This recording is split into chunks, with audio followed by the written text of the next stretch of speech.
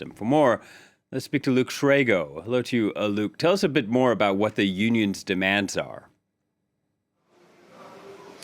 Well, French unions have called for a one-day strike in France. You can see behind me, we're in central Paris. That march behind me, it's getting ready to move off in a little under an hour.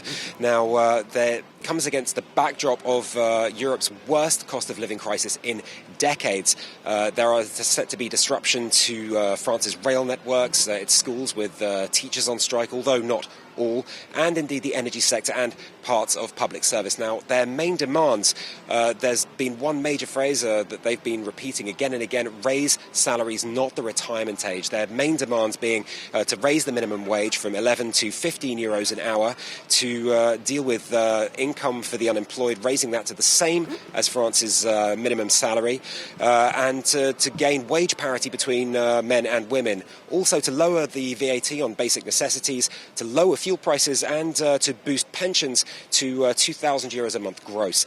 That's all designed to help with the cost of living. Now, it is going to be a test for the unions on Thursday. They are divided, and not all of them have come out on this day of action.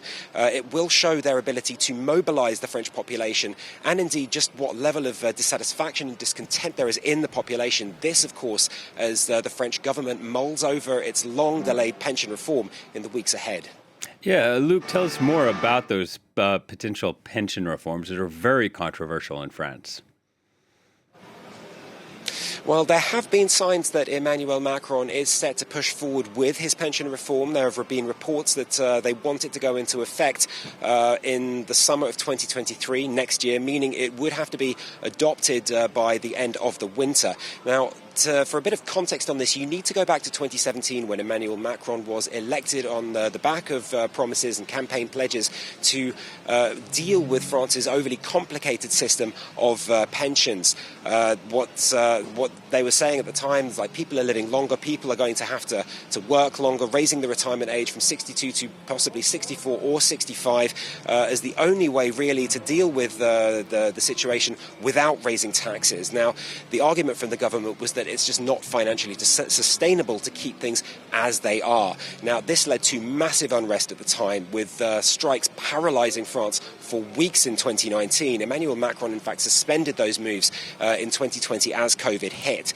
Now, there is still division. Emmanuel Macron's party is itself divided over the pension reform. You have to remember that at the last election, it lost its parliamentary majority, with politicians now afraid of upsetting voters. On top of that, you've got unions divided as well. There's only a few unions that have come out today for calling for this general strike.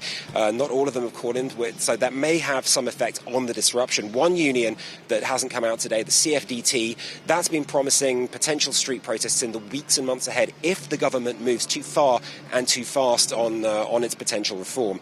Now, of course, this is the stage is being set for a major political battle in the weeks and months ahead. All right, Luke, thank you very much. Luke Shrago reporting from downtown Paris.